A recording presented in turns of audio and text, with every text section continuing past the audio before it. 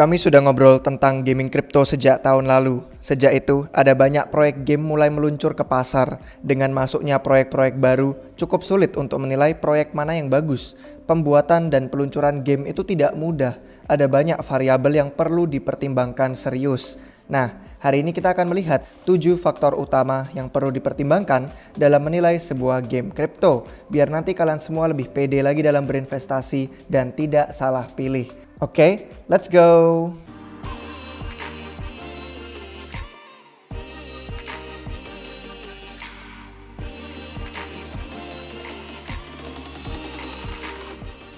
Hai guys, selamat datang kembali di Republik Rupiah. Jadi faktor yang pertama itu adalah tim proyek.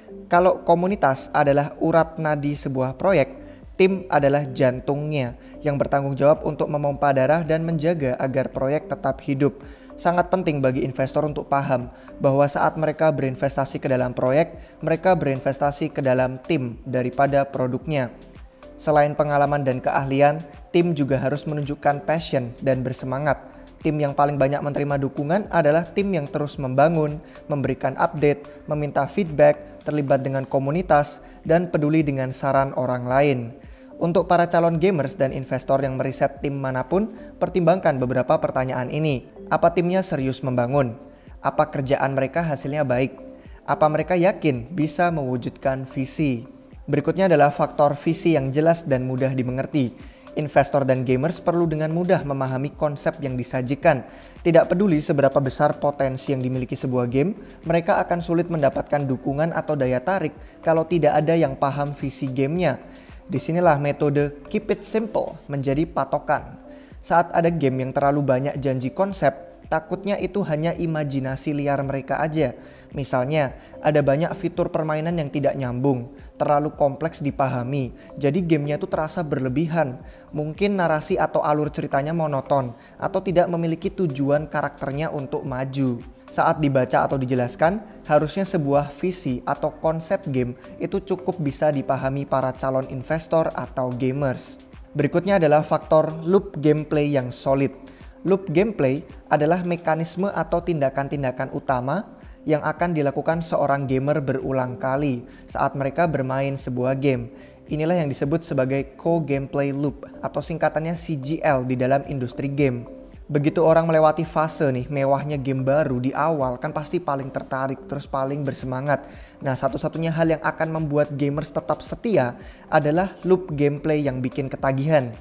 Inilah alasan kenapa orang-orang tidak peduli seberapa tuanya mereka tetap akan selalu tertarik untuk mainan game lagi yang seperti Super Mario Bros, Zelda, Pokemon, dan judul-judul klasik lainnya. Loop gameplay mereka itu sederhana, tapi cukup bagus untuk menarik para gamers kembali bermain lagi. Jadi, yang perlu dilakukan itu hanya penyesuaian yang membuat games tertentu cukup unik untuk bisa menonjol. Bahkan saat kalian melihat nih nama-nama game yang besar, waralaba yang modern dan populer seperti Call of Duty, Halo, Fortnite, dan lain-lain, loop gameplay inti mereka masih sangat sederhana. Faktor berikutnya adalah komunitas yang berkembang. Ini mungkin aspek terpenting dari proyek apapun di semua sektor kripto. Ingat, tim adalah jantung dan komunitas adalah urat nadi atau sumber kehidupannya. Jantung tidak berfungsi kalau tidak ada darah yang mengalir melaluinya dan akan mati jantungnya kalau darah yang mengalir itu beracun. Kalau komunitasnya tidak senang, tidak antusias, atau tidak terlibat, kemungkinan berhasil proyek itu sangat tipis. Harus ada upaya bersama untuk membuat komunitasnya bahagia. Komunitas yang dinamis itu sangat penting untuk menciptakan nilai dan menciptakan ekonomi yang berkelanjutan. Berikutnya faktor pemasaran yang menarik dan konsisten. Hal yang hebat tentang pemasaran atau biasanya marketing itu adalah sebuah tim bisa jadi kreatif dan bisa bereksperimen. Namun, sekreatif apapun kampanye pemasaran, semuanya bisa sia-sia kalau beberapa prinsip dasarnya tidak mereka ikuti. Prinsip dasarnya adalah kenali target audience, siapa aja pelanggan yang ideal. Terus, kenali daya tarik proyek, apa aja yang membuat game ini unik.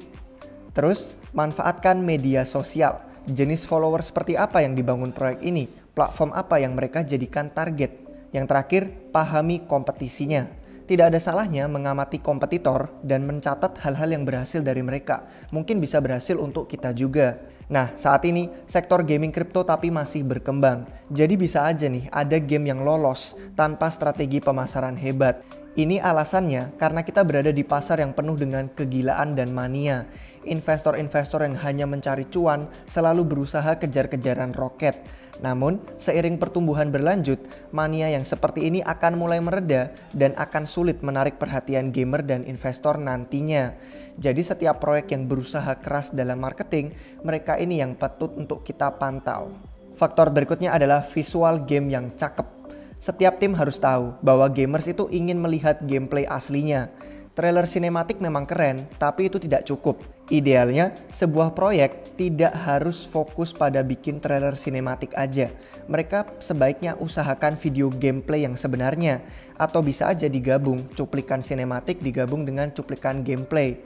Karena para gamers itu udah terlalu sering kena tipu trailer sinematik. Trailernya cakep, tapi pas di-download ternyata PHP. Makanya komunitas gamer sekarang udah lebih ngerti. Terlalu banyak cuplikan sinematik sebelum gameplay yang sebenarnya, itu adalah resep yang bagus untuk bikin orang curiga.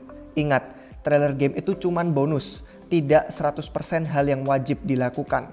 Trailer itu cukup bisa bikin orang yakin timnya itu mampu menghasilkan suatu produk. Tapi seni dan visual gameplay sebenarnya kalau bisa muncul sesuai janji, itulah yang akan membantu proyeknya sukses bersama-sama. Faktor selanjutnya adalah ekonomi yang memuaskan dan berkelanjutan.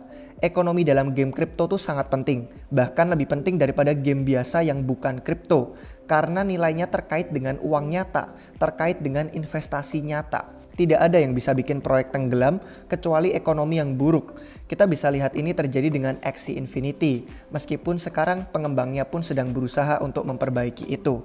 Jadi, apa yang membuat ekonomi gaming kripto hebat?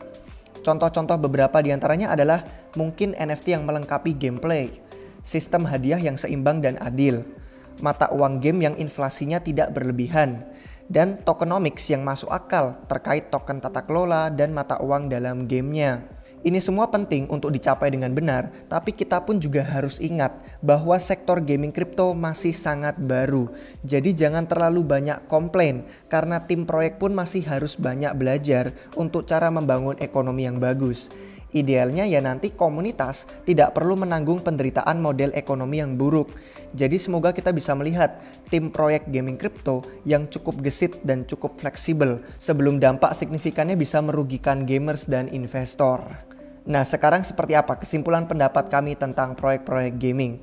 Sudah jelas, ada lebih banyak aspek untuk peluncuran game kripto yang sukses. Namun, kami hanya punya cukup waktu untuk membahas yang terpenting aja hari ini. Gaming kripto masih memiliki momentum yang bagus di tahun 2022 ini dan seterusnya. Kita hanya perlu terus berkembang sebagai gamers, investor, dan pembangun untuk bisa terus meninjau, menyempurnakan, dan menunjukkan praktik-praktik gaming yang terbaik. Poin terakhir yang perlu disinggung adalah pentingnya tim proyek memberi timeline yang realistis. Membangun game yang hebat itu butuh waktu lama, bisa sampai 1 tahun atau bahkan sampai beberapa tahun tergantung kerumitan gamenya.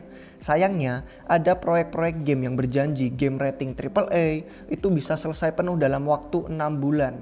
Timeline yang super cepat dan kurang realistis ini takutnya malah akan gagal.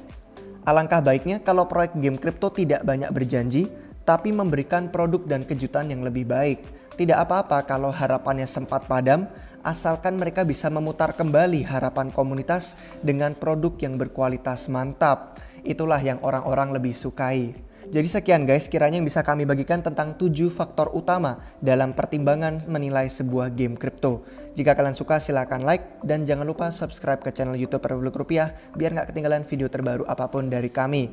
Terima kasih sudah menonton sampai akhir, sampai jumpa kalian semua lagi di waktu yang berikutnya. Cheers!